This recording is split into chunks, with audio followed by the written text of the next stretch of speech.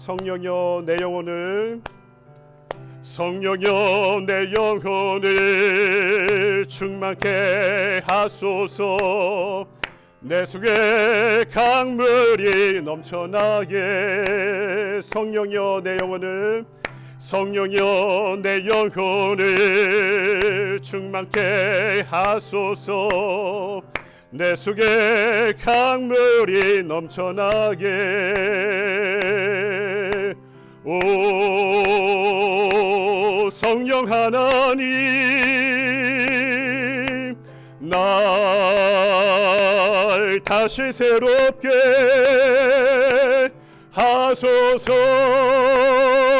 채우소서 채우소서.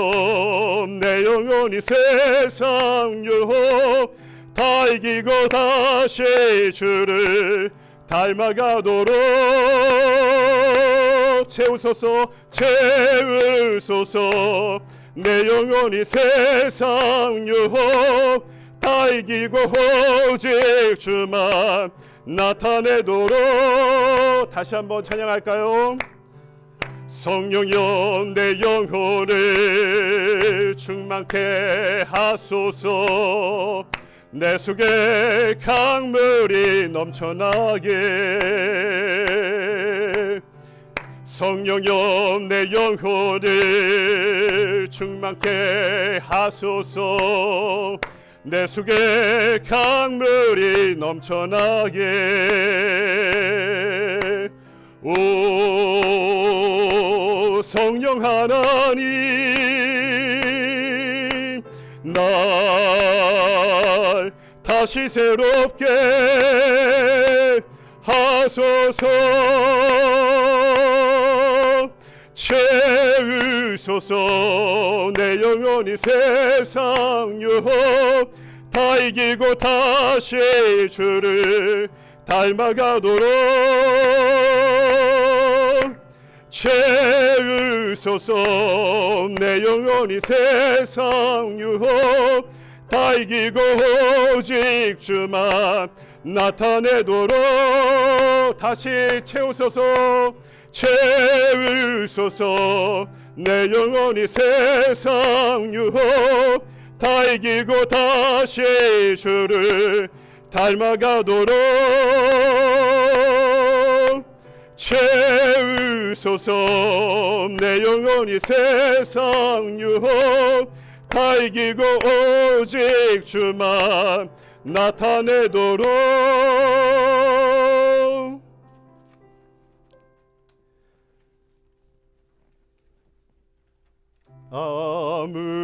아무것도 두려워 말라. 주 나의 하나님이 지켜주시네.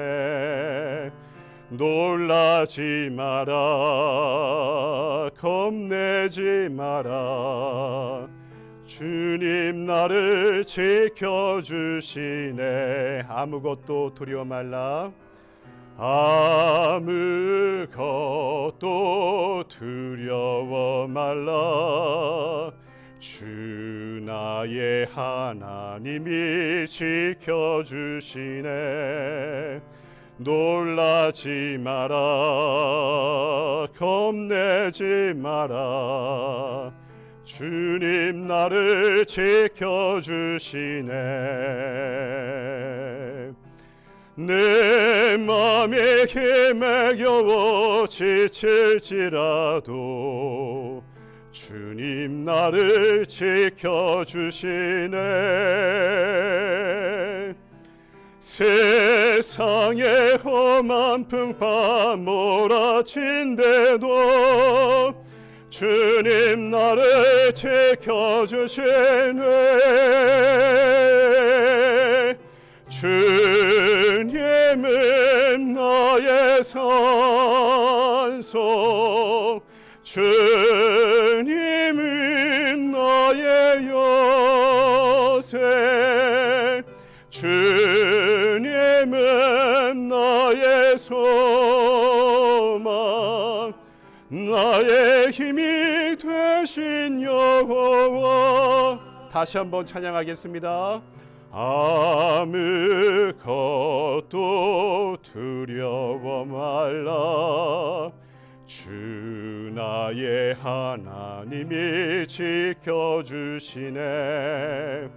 놀라지 마라, 겁내지 마라. 주님 나를 지켜주시네. 내 맘이 힘에 겨워, 내 맘이 힘에 겨워 지칠지라도 주님 나를 지켜주시네. 세상에 험한 풍파 몰아칠 때도 주님 나를 지켜주시네. 주님은 나의 산성, 주님은 나의 요새, 주님은 나의 소망, 나의 힘이 되신 여호와. 내 맘이 힘에 겨워 지칠지라도, 내 맘이 힘에 겨워 지칠지라도 주님 나를 지켜주시네. 세상에 험한 풍파 몰아칠 때도 주님 나를 지켜주시네.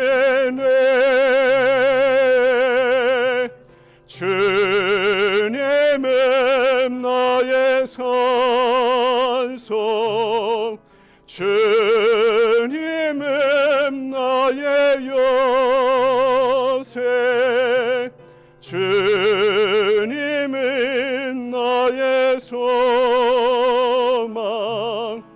나의 힘이 되신 여호와. 아멘.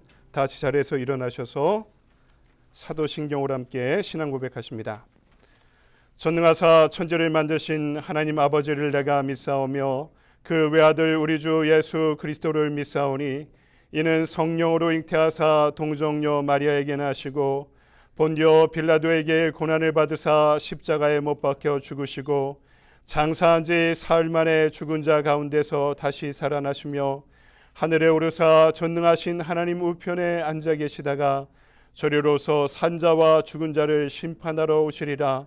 성령을 믿사오며 거룩한 공예와 성도가 서로 교통하는 것과 죄를 사하여 주시는 것과 몸이 다시 사는 것과 영원히 사는 것을 믿사옵나이다. 아멘. 만복의 큰 하나님, 온 백성 찬송 드리고 저 천사여 찬송하세. 찬송 성부 성자 성령.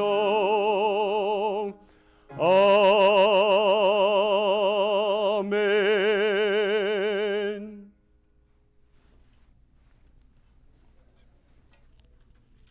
다 같이 기도드리겠습니다. 사랑과 은혜가 많으신 아버지 하나님, 은혜와 사랑을 진심으로 감사함을 드리옵나이다. 아버지 하나님, 지난 한 주간도 또 저희들을 여모저모로 지켜주시고 인도하여 주시고 아버지 하나님 여러 가지 방법으로 저희들에게 좋은 것을 허락하여 주시는 은혜를 감사드리옵나이다. 또 그리고 아버지 하나님, 주님 저희들을 이렇게 주님의 날을 맞이하여서 다시 불러 모아주시는 애 아버지 하나님 특별한 은혜라고 생각하옵나이다. 이 시간 우리를 통하여 주님 영광으로 받아 주시옵시고 신령과 진정으로 드리는 귀한 예배가 될 수 있도록 도와주시사 아버지 하나님 예배를 통해서 주님을 만나게 하여 주시옵소서. 아버지 하나님 또 우리가 예배를 통해서 우리의 영적인 문제, 육적인 문제 모든 문제가 아버지 하나님 해결되는 역사가 있게 하여 주시옵시고 우리에게 남는 것은 오직 하나님의 기쁨으로만 충만하게 하여 주시옵기를 간절히 바라고 나옵나이다. 사랑하시는 아버지 하나님, 또 아버지 하나님 우리 삶교회를 축복하여 주시니 너무나 감사합니다. 아버지 하나님 우리들은 힘이 없지만 지금까지 주님께서 인도하여 주시옵시고 우리가 눈에 보이지 않는 것까지도 주님께서 찾아서 허락하여 주시는 진심으로 감사함을 드리옵나이다.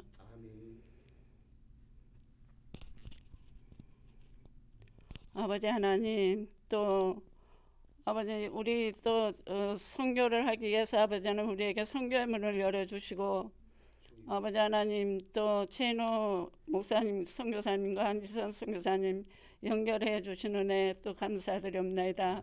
아버지 하나님 그곳에 선교의 문을 열어주셨사오니 특별히 그곳에 어려운 가정들을 주님 저들의 영혼이 살아나는 역사가 있게 하여 주시옵시고 아버지 하나님 두 분 선교사님을 통하여서 아버지 하나님이 또 하나님의 나라가 더욱더 속히 확장되게 하여 주셨기를 간절히 바라고 나옵나이다.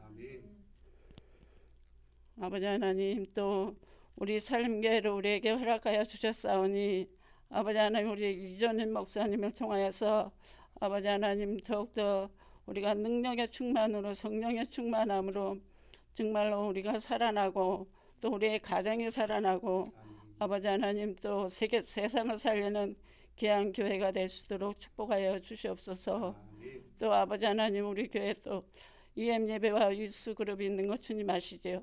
하나님 함께하여 주시옵시고 주님 그 유스 그룹을 지도하시는 시트레이 목사님에게도 하나님의 능력으로 날마다 덧입혀 주셔서 하나님의 아버지 하나님 많은 다 젊은 세대들의 아버지 하나님 붕의 역사가 일어날 수 있도록 축복하여 주시옵기를 간절히 바라고 남나이다.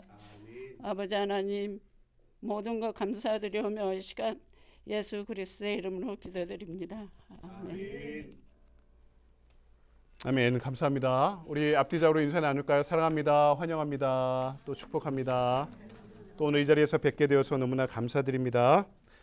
우리 오늘 이 자리에 모이고 우리 토요일 날 이번 주 토요일 날 24일이죠.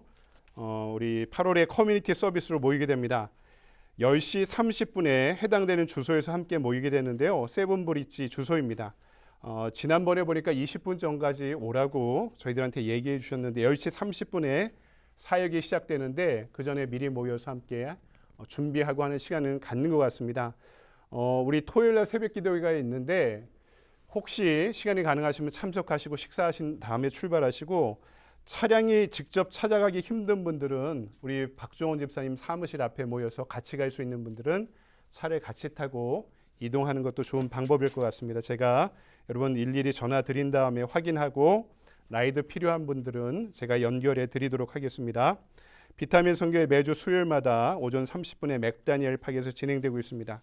창립 1주년 우리 같이 함께 날마다 기도하고 있는데요.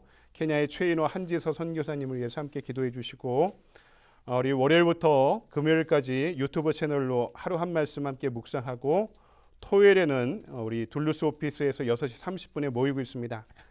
새로운 우리 둘루스 사무실에서 우리 성장반 모임도 지속하고 있는데요. 여러분 계속해서 성장반 또 성경 공부 모임에 열심히 참여해 주시기를 부탁드리도록 하겠습니다. 다른 내용을 주보를 참고해 주시고 이 시간 자리에서 일어나셔서 213장 1절 부르시면서 준비하신 예물을 하나님께 드리겠습니다. 나의 생명 드리니 주여 받아 주셔서 세상 살아갈 동안 찬송하게 하소서.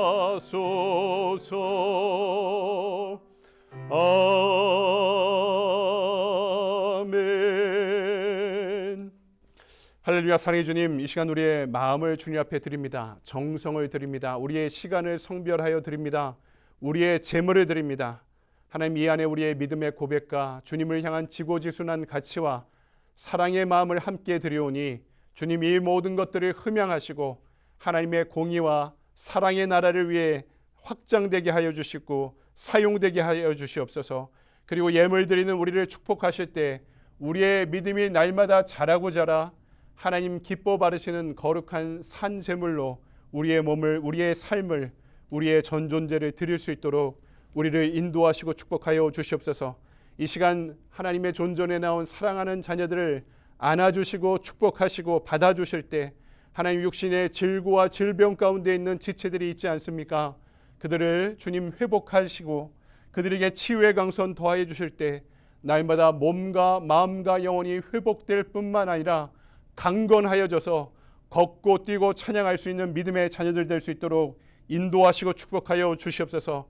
날마다 믿음이 연약하여 방황할 때마다 오늘 이 예배 시간을 통해 굳건한 믿음의 반석 위에 우리의 삶의 뿌리를 내리게 하여 주실 때 주님이 허락하시는 일용할 양식과 은혜로 우리의 삶을 채우게 하여 주시옵고 그리하여 세상에서 요동치 않고 좌로나 우로나 치우치지 않고 날마다 믿음의 반석 위에 그리스도의 장성한 분량을 향하여 온전히 성장할 수 있는 믿음의 자녀들이 될 수 있도록 우리를 인도하시고 축복하여 주시옵소서. 오늘 우리의 예배와 예물을 받으시는 주님께 감사드리오며 거룩하신 주 예수 그리스도의 이름으로 기도드리옵나이다. 아멘.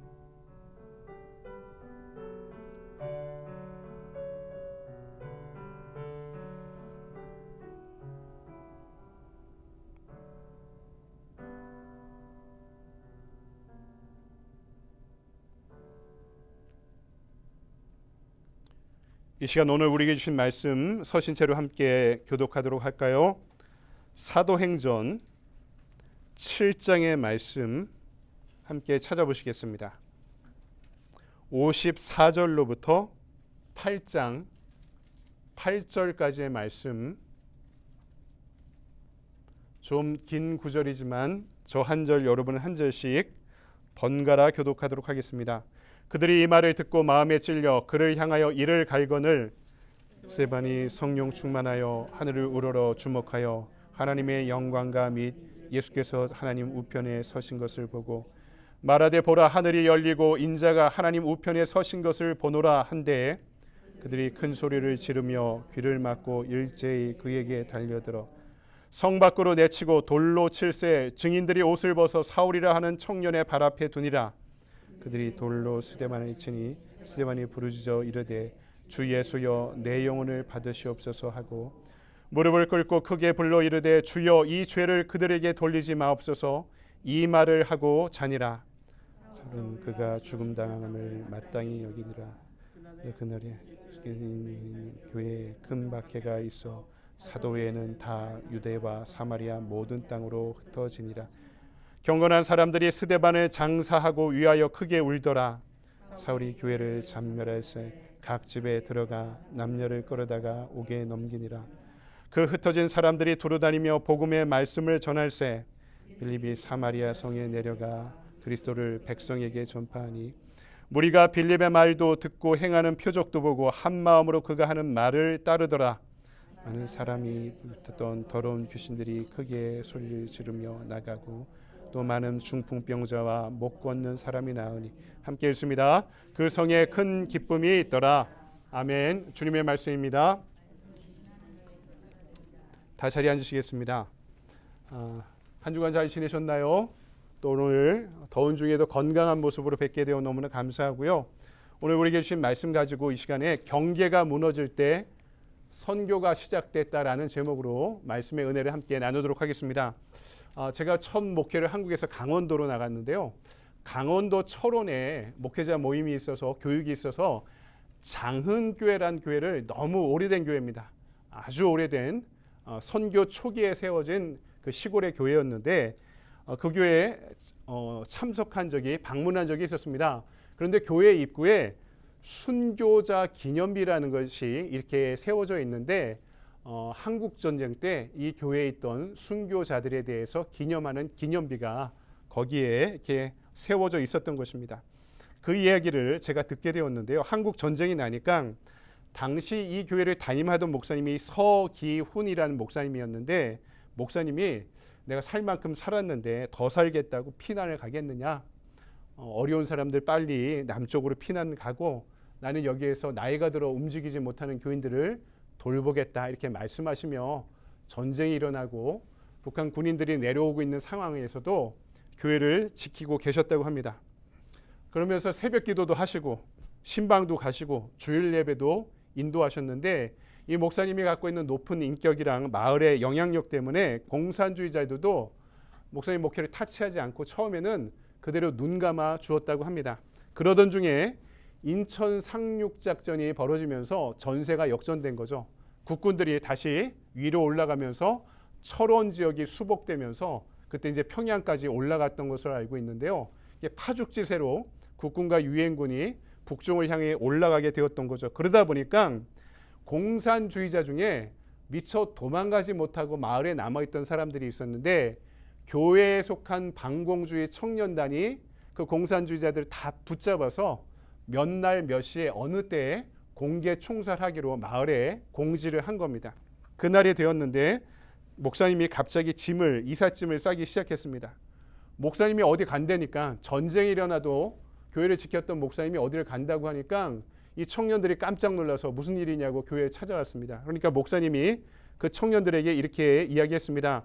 나는 전도자로 여기 왔다. 내가 너희들에게 예수 사랑을 가르쳤지 누구 원수 만들고 사람 죽이라고 가르친 적은 한 번도 없다. 내가 목회를 잘못했으니 떠나는 것이 낫겠다 하고 짐을 싸고 떠날 준비를 하신 것이죠. 결국에는 청년들이 목사님을 만류하고 그 공산주의자들을 그날 다 풀어주게 되었다는 것입니다. 그런데 3개월이 지나 중공군이 한국전쟁에 또 참전하면서 전세가 또 역전된 거죠. 이 철원 지역이 이 38선에 가까워서요. 계속 이제 전세가 오르락 내리락 하던 그런 어려운 지역이었던 것입니다. 다시 이 철원이 공산군에 의해서 함락되게 되었던 거죠. 그리고 나서 얼마 안 돼 이 서기훈 목사님은 반동으로 물려서 북쪽으로 끌려가게 되었고요. 들리는 소식은 북쪽에서 순교하게 되었다는 소식이 몇 개월이 지나지 않아서 이 교회에 전해지게 되었던 것입니다. 이 장흥교회 마당에 세워진 이 순교 기념비에는 평소 이 서 목사님이 자주 읊조리던 한시가 여기에 기록되어 있었습니다. 한시의 내용은 이런 내용입니다. 사어당사비 당사 생이구생 비시생 뜻을 물어보니까 이런 뜻이었습니다. 당연히 죽어야 할 때 죽는 것은 참 죽음이 아니요 살아 있으면서 살기를 바라는 삶은 참 삶이 아니다라는 한시의 구절이었습니다. 서 목사님을 비롯해서 이 철원 지역에는요 노동당 당사도 있고 철원교회 최초의 교회였던 철원교회도 있는데요. 이 철원교회는 이 파괴됐습니다. 한국 전쟁 때. 왜냐하면은 북한군이 여기를 점령해서 군인들의 막사와 이 병원으로 이 교회를 사용했는데요. 미군 유엔군이 이 교회는 보통 병원은 파괴하지 말아야 되는데 거기에 폭격을 가해서 북한군 병원으로 쓰여지던 이 교회가 파괴되게 되고 거기에 이제 병원에 진료받던 북한군과 주변의 사람들이 사망하게 되는 역사가 일어나서요. 제가 있을 때 이 철원교회를 한국에 있을 때 복원했는데 연합감리교회에서도 이 미군에 의해 파괴된 교회에 대해서 찾아와 사죄를 하고 이 교회가 복원되는 비용의 상당수를 연합감리교회에서도 후원했던 기억을 갖고 있습니다. 이런 수많은 순교자들에 의해서 복음이 지켜질 수 있었고요. 그리고 복음이 전쟁 중에도 확산될 수 있었다고 합니다. 초대교회의 교부였던 터툴리안은 교회의 역사를 한마디로 이렇게 규정했습니다. 교회의 역사는 순교의 역사다. 이렇게 말한 터툴리안 자신도요. 순교하게 됐는데 오늘 우리가 읽은 말씀을 보니까 초대교회에 한 사람의 죽음의 씨앗이 어떻게 복음의 열매로 나타나게 되었는지에 대해서 오늘 말씀은 그 내용을 우리에게 알려주고 있습니다. 먼저 오늘 말씀은 사람이 아니라 땅이 아니라 하늘을 바라볼 때 선교가 이루어질 수 있다는 사실을 우리에게 전해주고 있죠. 사람들이 내가 숨기고 있던 치부가 드러날 때 두 가지 반응을 보입니다. 내가 스스로 밝히지 않고 누군가 나의 약점을 밝히게 될 때 여기에 대한 반응이 두 가지인데요. 하나는 어쩔 수 없으니까 그것을 인정하고 겸손히 받아들이는 것입니다. 또 한 면은 그것을 밝힌 사람과 원수가 되는 것이죠. 우린 보통 어떤 선택을 하는지 여러분 생각해 보시기 바랍니다. 초대교회 오순절에 다락방에 성령이 임재하고 베드로가 말씀을 전한 날의 반응에 대해서 사도행전 2장 37절은 이렇게 기록하고 있습니다. 저희가 이 말을 듣고 마음에 찔려 베드로와 다른 사도들에게 물어 가로되 형제들아 우리가 어찌할꼬 하거늘 이렇게 이야기하고 있어요. 베드로가 성령 충만의 그 다음 날 전한 설교의 내용은 다른 게 아니었습니다. 너희들이 죽인 예수가 바로 너희들이 그토록 기다려오던 메시아 그리스도셨다. 그 이야기를 듣고 마음이 찔려 어떻게 했다고요? 어떻게 어찌할꼬 하고 탄식하고 회개하는 역사가 베드로의 설교 가운데 일어나게 되었던 거죠. 근데 같은 설교가 다른 사람에 의해서 전해졌는데요. 여기에 대한 반응은 사뭇 달랐습니다. 그 사람이 누구였냐면 스데반이었죠. 스데반의 설교의 내용이 사도행전에 너무나 자세하게 기록되어 있는데 베드로와 똑같은 설교의 내용에 대해서 사람들의 반응은 정반대였습니다. 54절의 말씀 보니까 그들이 이 말을 듣고 마음에 찔려 여기까지는 똑같습니다. 하지만 그를 향하여 이를 갈거늘 이렇게 이야기해요. 베드로의 설교를 듣고 마음이 찔려 우리가 어찌할꼬 하고 탄식하며 회개했는데 같은 설교를 똑같이 스데반이 설교했을 때는 그들이 마음에 찔려 여기까지는 똑같은데 이를 갈면서 어떻게 됩니까? 스데반을 결국에는 자신들의 수치심을 드러냈던 스데반을 죽였다라고 기록하고 있습니다. 대단히 비극적인 결말이 아닐 수 없죠. 하지만 사도행전의 저자가 누구죠? 사도행전의 저자가 누가복음의 저자와 같다는 것을 알고 계시죠? 누가입니다. 누가가 누가복음을 쓰고 나서 바로 사도행전을 쓰거든요. 그래서 저자도 같고 이 편지를 받는 사람도 데오빌로라는 총독입니다.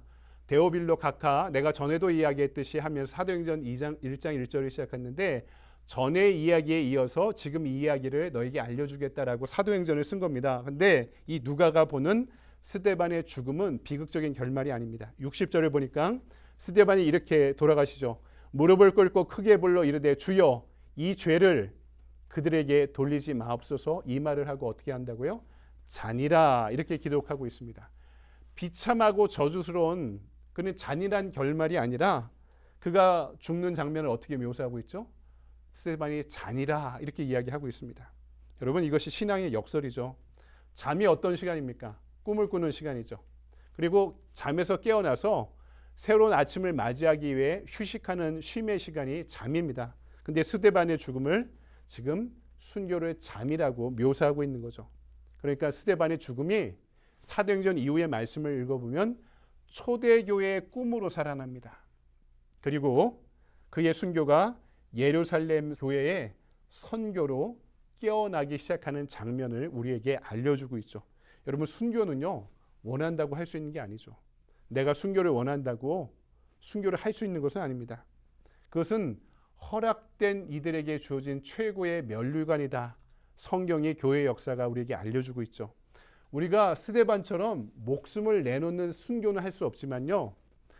이 사도행전이 그리고 다니엘서가 이야기해 두시지 내가 날마다 이 죽음으로 살아갈 수는 있습니다. 이 죽음을 한 번에 죽는 게 아니라 조금씩 미분하듯이 나누어서 우리의 삶에 이 죽음을 받아들이며 살아가는 순교자적인 삶을 가능하다는 것입니다. 스데반이 순교할 수 있었던 이유가 55절에 이렇게 기록하고 있습니다. 스데반이 성령 충만하여 하늘을 우러러 주목하여 하나님의 영광과 및 예수께서 하나님 우편에 서신 것을 보고 여러분 땅에 목숨 거는 사람은요 결코 순교할 수 없습니다. 땅에서 이룰 것이 많고 해야 될 것이 많고 누릴 것이 많다는 것이죠. 하지만 오늘 스데반의 순교가 가능했던 것은 스데반이 죽는 순간 지금 무엇을 보고 있다고요? 하나님의 보좌 우편에 있는 예수님을 바라보고 있었다는 거죠. 여러분은 죽는 순간에 두렵지 않을 사람이 누가 있겠습니까? 이런 위협의 자리에 스스로 당당하게 설 수 있는 사람이 이 세상에 누가 있겠습니까? 스데반도 자기가 원해서 순교한 게 아니에요. 선교하다가 붙잡혀서 이 자리에 쓴 것입니다. 자기가 죽을 것을 알지 못하고 있었을 수도 있어요. 언젠가 큰 피해를 위협을 당할 것을 알고 있었겠죠. 그러면서도 복음을 전하는 삶을 살고 있었겠죠.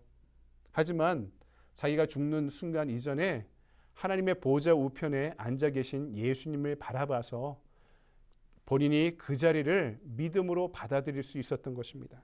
하늘을 바라볼 수 있었기 때문에 스데반은 땅의 진면목도 알고 있었습니다. 그 사람들이 나를 왜 죽이려고 하는가? 자신들이 그토록 기다려왔던 예수가, 그리스도가 바로 자신들이 죽인 예수임을 아는 순간 그들은 그 죄를 수치심을 인정할 수 없었던 것입니다. 그러니까 그 죄를, 수치심을 드러내는 스데반을 가만둘 수 없었던 거죠. 자신들의 율법이 잘못된 것을 드러내고 자신들의 행위가 잘못된 것을 드러내는 이 사람을 도저히 그들의 집단 자존심이, 집단 지성이, 그들의 율법을 추종했던 자신들의 전통이 가만둘 수 없는 사람이었던 것입니다. 그 모습을, 그 마음을 스데반이 알고 있었던 거죠. 그래서 스데반이 뭐라고 합니까?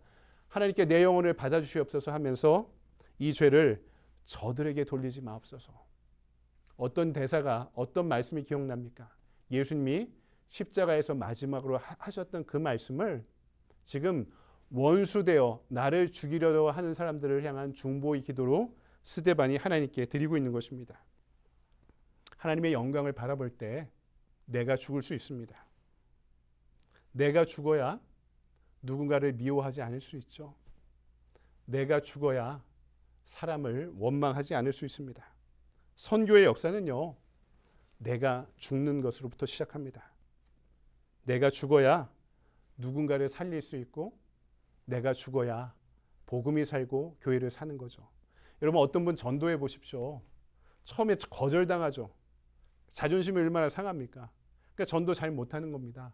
거절에 대한 두려움이 우리가 심리적으로 모두 다 갖고 있기 때문에. 그러다 교회 나와요. 한 번에 끝나는 게 아닙니다. 계속 이 사람 신경 써야 되고 데리고 나와야 되고 또 어느 때는 또 예수의 복음을 받아들이지 못하고 그 모습을 계속 내가 용인하고 수용하면서 이분을 전도하는 것이 쉬운 일이 아닙니다. 내가 죽지 않으면 전도도 이루어지기 힘든 것입니다. 여러분, 오늘 나의 죽음이 누군가의 삶으로 이어질 수 있는 것입니다. 스데반처럼 한 번에 쌈박하게 우리 목숨을 바쳐 죽을 수는 없지만 날마다 이 죽음을 미분하듯이 살아갈 수 있으면 누군가를 위해 내 자존심을 죽이고 마음을 죽이고 상처받는 것들을 수용하면서 누군가를 위해 살아갈 수 있을 때 우리는 한 사람을 전도하고 선교할 수 있는 것입니다. 오늘 말씀은 두 번째로 박해가 시작될 때 경계가 무너졌다는 것을 알려주고 있죠. 사도행전 1장 8절 오직 성령이 너희에게 임하시면 너희가 권능을 받아 어디서부터요? 예루살렘과 온 유대와 사마리아 땅끝까지 이르러 내 증인이 되리라 했는데 지금 예루살렘 선교는 이루어졌어요.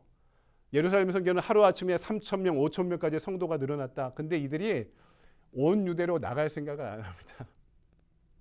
이렇게 교인이 많아졌는데 사마리아로 갈 생각을 전혀 안 합니다.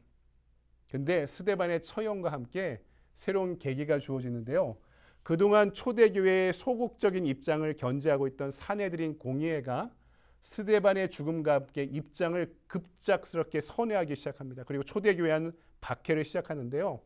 그 당시의 역사 기록을 보면 요세푸스의 이스라엘 역사 기록을 보면은요. 이 당시에 작게는 수천 명, 많게는 2만 명에 이르는 성도들이 초대교회 성도들이 며칠 만에 예루살렘을 탈출했다라는 기록을 갖고 있어요. 이 정도로 심각한 박해가 이루어졌는데요. 그런데 중요한 것은 이 박해 행동대장이 누구였습니까? 사울이었습니다. 사울. 사내들인 공예로부터 위임받은 권한을 갖고요. 오늘 말씀에서도 가가호 방문하면서 예수 믿는 사람들을 다 잡아들이고 그들을 핍박한 장본인이 사울이었습니다. 그런데 우리가 성경 공부하거나 목사님 말씀을 통해 제대로 듣지 않으면 잘 모르는데요. 예루살렘 교회가 지난번에 두 파벌이 있다고 그랬죠. 두 그룹이. 히브리파 성도들이 있고 헬라파 성도들이 있었는데 초대교회 이때 이루어진 박해는요. 히브리파 성도들을 대상으로 하지 않고요. 핀셋으로 꽂아내듯이 헬라파 성도들만을 향한 박해였습니다. 왜냐하면 이들이 스데반의 죽음에서 무엇이 드러납니까? 스데반이 왜 죽었냐면 성전을 비판하거든요. 성전과 율법을 비판해요. 근데 예수님의 제자들이 12사도와 다른 히브리파 성도들은 성전 안에서 우리가 유대교의 한 분파라고 이때까지 그런 자의식을 갖고 있어서 유대교와 우리가 다르다고 생각하지 않았는데요.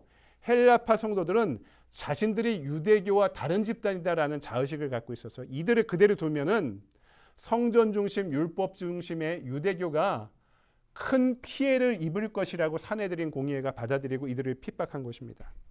이들에 대한 박해가 며칠 동안 매우 가혹했는데요.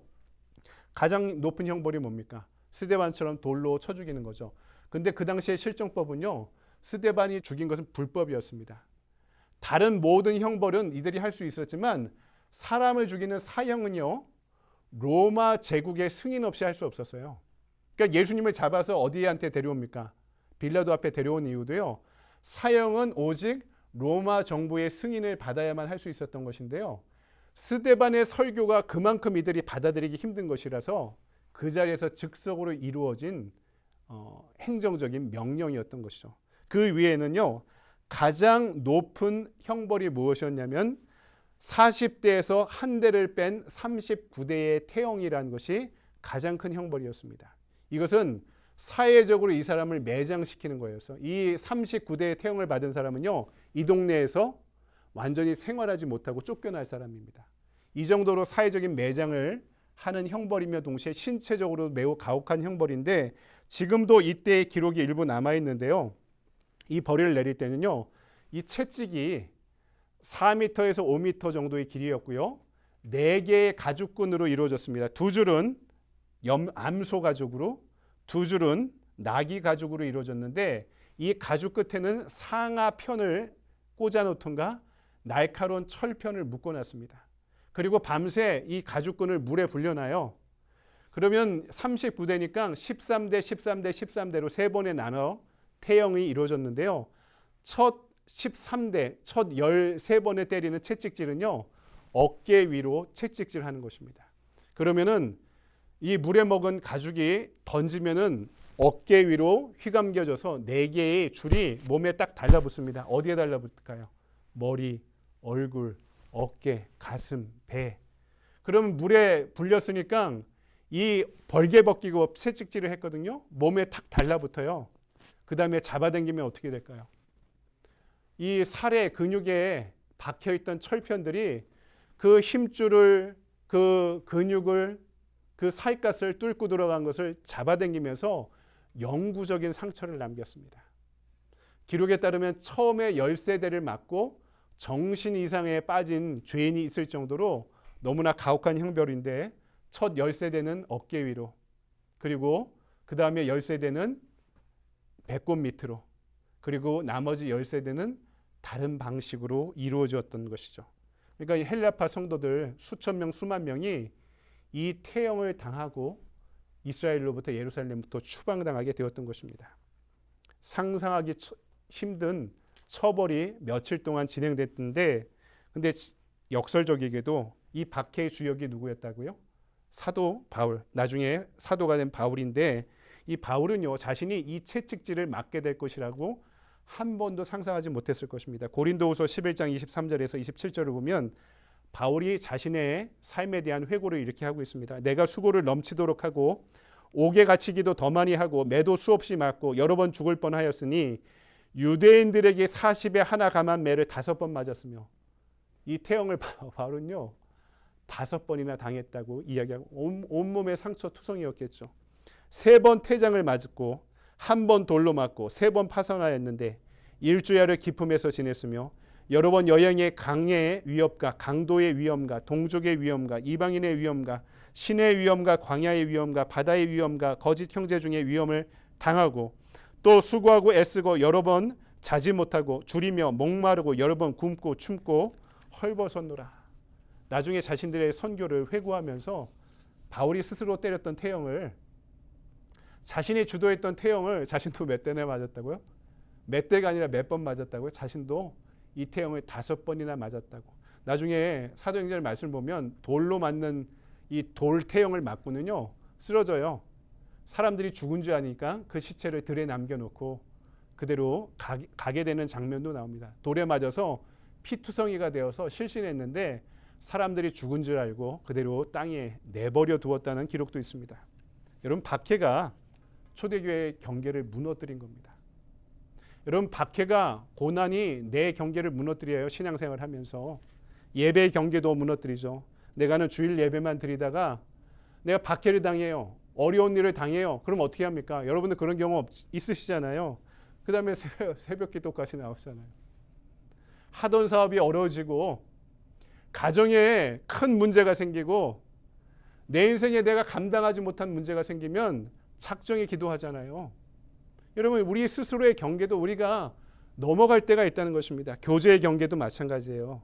우리가 교회를 다녀도 나랑 대화가 되는 사람, 나랑 신앙의 색깔이 필요하고 비슷하거나 코드가 맞는 사람과 대화하다가 인생의 밑바닥을 경험하니 누구한테 눈을 뜹니까? 야, 고난받는 사람, 아픈 사람, 또 어려운 사람이 많구나. 내가 전에는 찾아갈 생각조차 안 하던 사람들을 찾아가서 만나고 위로하고 교제하게 됩니다. 봉사와 선교도 마찬가지죠. 내가 어려운 경험을 하게 되니까 좀 더 가치 있게 사는 것이 무엇인가? 평소에 내가 여기까지만 이렇게 하고 살겠다고 생각했는데 어려운 일을 당하고 박해를 당하고 고난을 당하니까 좀 더 가치 있게 살아가기 위해서 이것도 해보고 저것도 해봐야지. 그것이 가치 있겠구나라고 판단하고 생각하는 것입니다. 여러분 유대인들도 오늘 초대교인도 마찬가지였습니다. 박해를 당하니 이들은 어쩔 수 없이 경계를 넘어가기 시작합니다. 여러분 우리 안에 경계가 있어요. 어떤 경계가 있냐면 자기애와 자기 연민의 경계가 있습니다. 우리가 교회 다녀도 다른 사람 생각 잘 못해요. 다른 사람 어려운 거 잘 내 마음에 안 들어옵니다.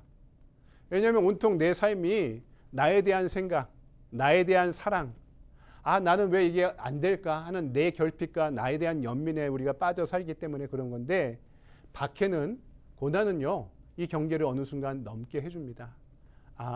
나만 이런 게 아닌구나. 인생이 다 똑같구나.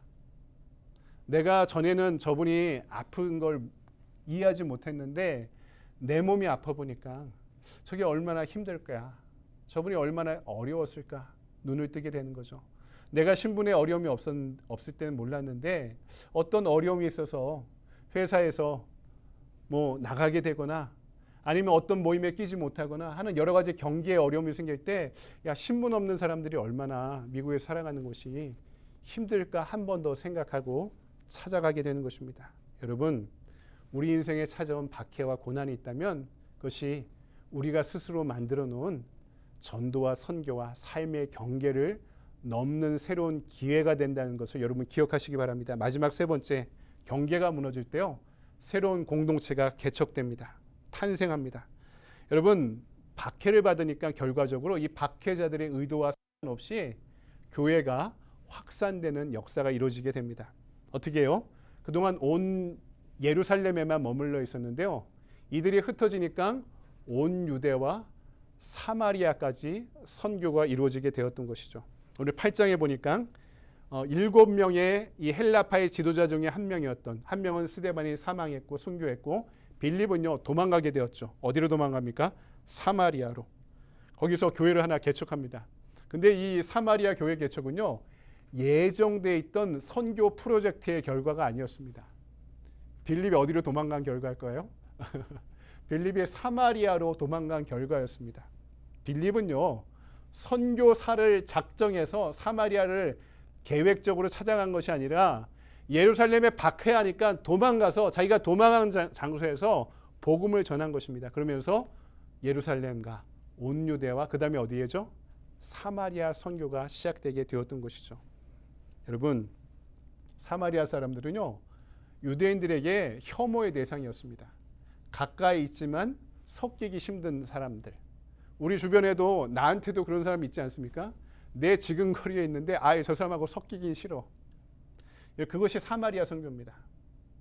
그럼 한국 사람들한테는 뭐 북한 선교가, 일본 선교가, 중국 선교가 내가 그렇게 싫어하는 사람을 향한 선교가 되겠죠. 제가 아는 분당에 사는 장로님 한 분이 초등학교 선생님이었습니다. 근데 이분이 자기의 인생의 트라우마가 일본 사람들이었어요. 자기 아버지가 자기 보는 앞에서 일본 사람들한테 순사한테 매맞는 장면을 보고 큰 병을 얻어 돌아가셨습니다. 평생에 이 일본 놈 입에 사시게 되었는데요. 이분이 은퇴하고 나서 선교사를 작정합니다. 그러면서 사마리아 선교가 일본 선교구나 하고 남은 생에 일본을 위해서 선교하겠다 하고 교장 선생님이었던 분이 선교사 훈련을 받고 일본에 가셔서 돌아가실 때까지 교회를 개척하고 선교하시다 돌아가시는 장면을 제가 아는 목사님의 교회 장로님을 통해서 배우고 알게 되었습니다. 그러니까 여러분, 내가 싫어하고 미워하는 사람, 섞이기 싫어하는 사람한테 선교할 때 선교의 열매가 더 정확하게 분명하게 이루어질 수 있다는 것입니다. 여러분, 경계를 넘어야 우리가 전도할 수 있습니다. 우리도 마찬가지죠. 우리 교회가 왜 개척됐습니까? 교단에 문제가 있어서, 교회에 문제가 있어서 누군가한테 상처가 되는 일인데 이것을 통해 하나의 공동체가 개척되고 또 새로운 선교와 전도가 이루어지기 시작한 것입니다. 하나님은요, 선교를 위해 스데반 같은 순교자만 사용하신 게 아니었습니다. 빌립 같은요, 도망자도 사용하셨습니다. 상처 입은 자도 사용하셨습니다. 왜요? 경계를 넘어선 경험이 있었기 때문에. 너무나 힘들고 아파서 자기의 터전을 떠났던 경험, 내 교회, 내 고향, 내 인간관계, 이것을 떠난 경험, 이 경계를 어쩔 수 없이 떠날 수밖에 없었던 그 경험을 하나님께서 소중하게 사용하신다는 것입니다. 여러분, 성경이 스데반과 빌립을 실패한 사람, 도망자라고 절대로 규정하지 않습니다. 소중한 터전을 잃어버렸던 그들을 통해서도, 그 아픈 경험을 통해서도 이들을 통해 하나님의 지경이 넓어지는 데 사용받는 선교자로, 전도자로 세우셨던 것입니다. 때로는 환경에 밀려 여기까지 왔지만 주님은 이런 날을 들어서 당신의 일을 위해 사용하신다는 사실을 기억하십시오. 여러분, 경계를 이렇게 넘어야 전도할 수 있습니다. 경계를 넘어가야 선교할 수 있습니다. 우리가 왜 전도 못하는지 아십니까, 여러분? 내가 교회 다닌 지 너무 오래됐어요. 내 주변에 교회 다니는 사람밖에 없는 겁니다. 내가 내 경계 안에 있는 사람이 다 교회 다니는 사람밖에 없는 거예요. 그러니까 새로운 사람 만나기 힘들죠. 그러니까 전도 못하는 게 이유가 있습니다. 이런 사람이 아니더라도요, 우리가 이민 사회의 인간관계가 너무나 뻔합니다. 익숙한 만남이 많은 거죠. 그러니까 누군가 교회 안 다니는 사람을 만나도요, 전도하기 쉽지 않습니다. 그 사람이 나를 너무 잘 알고 있어요. 그 사람과 나의 관계가 너무 익숙해요. 여러분, 전도하기 중에 제일 어려운 게 가족 전도 아닙니까? 왜 안 됩니까? 익숙하니까 안 되는 거예요. 우리 인간관계가 경계 안에 머물러 있었기 때문에 다 예수 믿는 사람들이거나 다 익숙한 사람들이라 이 경계를 넘어 새로운 사람 전도하고 만나는 게 너무나 힘든 겁니다. 근데 우리가 경계를 넘으려 하니 익숙하지 않고 꺼려지는 거죠. 하지만 그것을 자발적으로 할 수 있다면 넘는 연습을 해야 되는 겁니다. 이번 주 토요일 날 커뮤니티 서비스를 가죠. 거기 가니까 그 쉴터에서 일하는 분들이, 선교센터에서 일하시는 분들이 전에는 다 노숙자였던 분들이더라고요. 거기서 회복되어서 이분들이 자신의 인생의 후반부를 자신과 같은 경험을 위한 노숙자들을 위해 살아가기로 결심한 분들이 거기 모여서 살고 사역하고 있습니다. 그런 사람 만나는 게 평생 우리가 경계를 넘지 않으면 못하는 일이죠. 두렵기도 하고 무슨 일 당하는 거 아닌가 이런 두려움도 있고, 저 사람 지저분하지 않을까, 저 사람 괜히 나한테 이상한 해코지 하지 않을까 하는 두려움도요, 너무나 정상적이고 우리보다 인생의 실패를 경험해서 너무나 열심히 살아가려고 하는 분인데 이미 내가 마음의 경계를 지어놓고 이 경계를 넘어서지 못하는 겁니다. 우리가 케냐에 선교하고 있죠. 여러분, 선교하지 않았으면 생각도 해봤겠습니까? 케냐에 최인호 선교사님이 계셨으리라, 한국 선교사님이 거기까지 갔으리라 누가 상상했겠습니까? 내가 케냐의 어려운 가정을 위해서 후원하고 그들을 위해 기도하리라 한 번도 상상해 본 적이 없었겠죠. 우리가 기회가 주어져서 경계를 넘으려 하니까 의도적으로, 의지적으로 비전을 갖고 그곳을 향해, 이렇게 어려운 교회가, 이렇게 경제적으로 우리가 좋지도 않지만 그분들을 위해 조금이라도 더 섬기려고 선교하려고 노력하는 것도 초대교회가 갖고 있던 이 경계를 넘는 행위를 우리가 우리 시대에 하고자 노력하는 것입니다. 또 나와 대화가 되지 않는 불편한 부류의 사람도 내 경계 밖의 사람들일 수 있습니다. 하지만 우리가 그 경계를, 꺼리낌의 경계를 넘어가지 못하면 평생 경계 안에서만 살아가는 사람이 될 것입니다. 아니면 반대로요. 요나한테 경계를 넘으라 하니까 요나가 경계를 안 넘잖아요. 반대로 도망가잖아요. 하나님이 어떻게 합니까? 강제로 그 경계를 벗어나게 만드시죠. 초대교회가 이렇게 막 부흥하는데 우리만 좋사오니 하니까 어떻게 합니까? 박해를 통해 강제로 그 경계를 넘어가게 만드셨던 겁니다. 여러분, 우리가 스스로 경계를 넘지 않으면 하나님께서 우리 삶에 강제로 어느 순간 그 경계를 넘어가게 하실지도 모릅니다. 하지만 반대로 우리가 그 경계를 넘을 수 있다면 그것이 바로 생명이 넘치는 선교의 전진기지가 될 것입니다. 저와 여러분이 그렇게 할 수 있다면 제자의 흉내만 내는 것이 아니라 제자의 능력을 품고 살아가는 존재가 될 것입니다. 여러분, 우리가 제자가 되는 것이 그분을 닮는 것이라면 오늘 말씀은 그것이 경계를 넘는 것이다. 그 경계 넘어 박해를 무릅쓰고 증언하는 삶을 살아가는 것이다. 분명하게 알려주고 있습니다.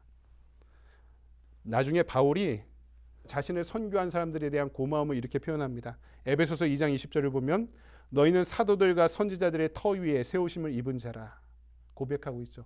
사도들과 선지자들이 누구냐면 경계를 넘은 사람입니다. 안디옥 교회가 사도 바울을 받아들여요. 예수님의 제자들조차 받아들이지 않았습니다. 왜냐하면 이때의 박해와 핍박을 다 기억하고 있는 거예요. 초대교회는 사울은요, 쓰나미와 같은 존재였습니다.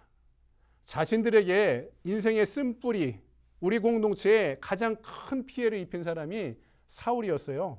그러니까 초대교회는 사울을 받아들일 수 없었던 거죠. 근데 안디옥 교회가 사도 사울로부터 가장 큰 피해를 입었던 헬라파 성도들이 개척한 교회가 안디옥 교회거든요. 이 안디옥 교회가 사울을 받아들이고 양육하고 훈련해서 사도 바울은요, 어느 교회의 선교사였냐면 안디옥 교회 파송 선교사였습니다. 바나바와 함께 이 사울을 경계 넘어 받아들인 이 안디옥 교회를 통해 사도 바울은 초대교회의 사도가 될 수 있었던 거죠. 사도들과 선지자의 터 위에 세우심을 입은 자라. 교회가 경계 넘어 박해와 환난을 겪겠던 사도들과 선지자들의 터, 그들의 희생 위에 세워졌다고 바울이 고마워하면서 고백하고 있는 겁니다. 나도 이렇게 하겠다라고 다짐하고 있는 겁니다. 여러분, 말씀을 정리합니다. 오늘 내가 이 시대의 전도자가 된다는 것, 선교사로 살아간다는 것은 무엇을 의미합니까? 내가 얻고자 노력하는 이 세상의 모든 희망이 내가 주님의 증인이 되는 이 소망, 사명에 종속되는 것입니다. 내 직장 생활, 내가 갖고 있는 인간관계, 나의 자산, 이 모든 것들이 경계에 넘어 하나님의 증인으로 사는 삶에 도움을 주기 위해 필요하다는 것을 받아들이는 것입니다. 오늘 내가 예수 믿는 것 때문에 여러분 때로 고단하고 힘들다면 오히려 기뻐하십시오. 왜냐하면 경계 넘는 것 자체가 피곤하고 고통스럽기 때문입니다. 그러면 잘 믿고 있다는 증거입니다. 내가 진짜 예수 믿고 따르는 것 때문에 고단하고 힘들다면 그것이 지극히 자연스럽고 자랑스러운 것입니다. 오늘도 내가 만든 경계를 넘을 때 우린 이 땅에 죽어가는 영혼들을 받아들이고 살리는 길 위에 서게 될 수 있을 것입니다. 오늘 우리의 경계 너머로 나를 지금도 부르고 계신 주님을 향해서 믿음으로 응답해 나아갈 수 있는 이 시대의 전도자들, 선교사들이 되시기를 주님의 이름으로 간절히 축원드립니다. 우리 함께 찬양하고 좀 기도하는 시간을 가질까요? 찬송가 505장 다 같이 자리에서 일어나셔서 찬송하고 오늘 말씀 붙잡고 잠시 기도하는 시간 갖도록 하겠습니다. 자리에서 일어나서 우리 505장 함께 찬송합시다.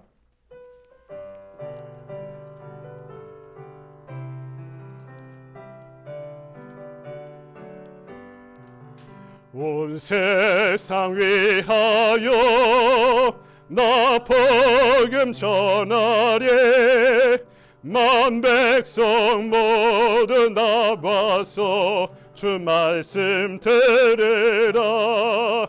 죄 중에 빠져서 헤매는 자들아, 주님의 음성 듣고서 너 구원 받으라.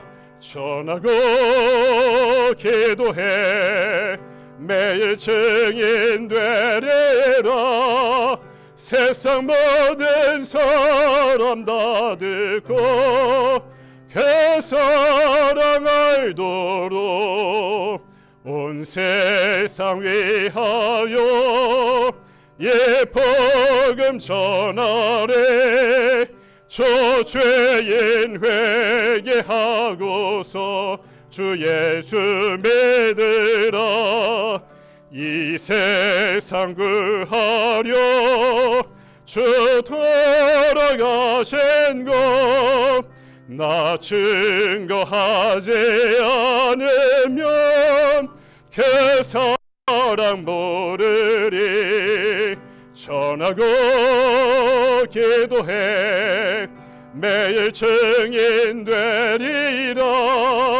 세상 모든 사람 다 듣고 그 사랑 알도록 온 세상 위하여 주 은혜 임하네. 주 예수 이름 힘입어 이 복음 전하자. 아멘. 먼 곳에 나가서 전하지 못해도 낯은 어느 곳에 있든지 내 기도 힘쓰리. 전하고 기도해 매일 증인 되리라. 세상 모든 사람 다 듣고 그 사랑 알도록. 아멘. 이 시간 우리 잠시 기도합시다. 오늘 나에게 주신 말씀 붙잡고 기도할 때 내가 인생에 만들어 놓은 경계가 있지 않습니까? 내가 여기까지 하겠다, 여기까지 만나겠다, 여기까지 살아가겠다 라고 만들어 놓은, 아니면 나를 보호하기 위해서 스스로의 보호막으로 만들어 놓은 마음의 벽과 경계선이 있지 않습니까? 오늘 말씀은 경계가 무너질 때 초대교회의 선교가 확장되게 되고 새로운 공동체가 열리게 된 사건을 우리에게 알려주고 있습니다. 이 말씀이 우리 삶의 표대가 되길 원합니다. 양분이 되길 원합니다. 내가 인생을 살아가며 만들어 놓았던 경계를 넘을 수 있는 믿음도 은혜도 사랑도 충만케 하여 주셔서 그 너머에서 우리를 부르고 계신 주님의 손길을 의지해 찾아갈 수 있는, 경계를 넘어갈 수 있는 이 시대의 전도자와 선교자가 되길 원합니다. 우리 말씀 붙잡고 잠시 기도하도록 하겠습니다. 주여, 할렐루야. 서희 주님 은혜를 감사합니다. 하나님, 이 말씀이 우리 삶의 표대가 되길 원합니다. 이 말씀이 우리 삶의 기준이 되길 원합니다. 이 말씀이 우리 삶의, 우리 공동체의 반석이 되길 원합니다. 기둥이 되길 원합니다. 이 말씀 붙잡고 살아갈 때 나를 보호하기 위해, 또 내가 살아가는 환경을 만들어가기 위해서 만들어 놓은 경계가 있다면 그 경계 넘어 하나님의 뜻을 쫓아 살아갈 수 있는 우리의 발걸음들이 될 수 있도록 주여 우리를 가르치시고 인도하여 주시옵소서. 돌보시고 사랑하시고 인도하시고 역사하여 주시옵소서. 믿음의 능력으로, 은혜로, 소망으로, 사랑으로 함께 믿고 나갈 수 있는 우리의 삶이 될 수 있도록 주여 인도하시고 역사하여 주시옵소서. 주님 우리의 마음 가운데 그 무엇보다 하나님이 용기를 더하여 주시었고 은혜를 더하시고 죽어가는 영혼들에 대한 사랑을 부어주셔서 하나님이 그 경계 넘어 죽어가는 영혼들을 향해 우리의 마음을 쏟고 정성을 쏟고 우리의 믿음을 쏟으며 살아갈 수 있는 믿음의 자녀들이 될 수 있도록 주여 우리를 가르치시고 인도하여 주시옵소서. 오늘 허락하신 말씀 붙잡고 살아갈 때 하나님, 우리가 이 시대에서 하나님의 나라를 확장하기 위해 온전히 쓰임받는 믿음의 종들, 주님 믿음의 전도자들이 이 시대의 선교사들이 될 수 있도록 주여 우리를 가르치시고 인도하시고 역사하시고 돌보시고 사랑하여 주시옵소서. 날마다 그 믿음의 능력을 향해 살아갈 수 있는 주님의 자녀들이 되기 원하오니 주여 함께하여 주시옵소서.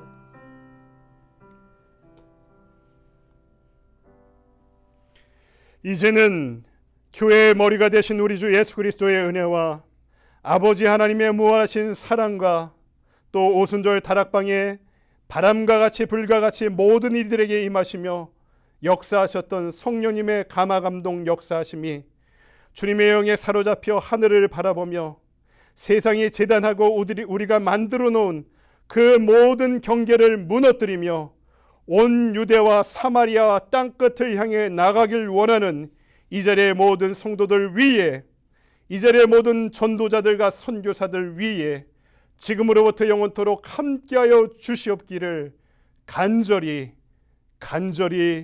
축원하옵나이다. 아멘.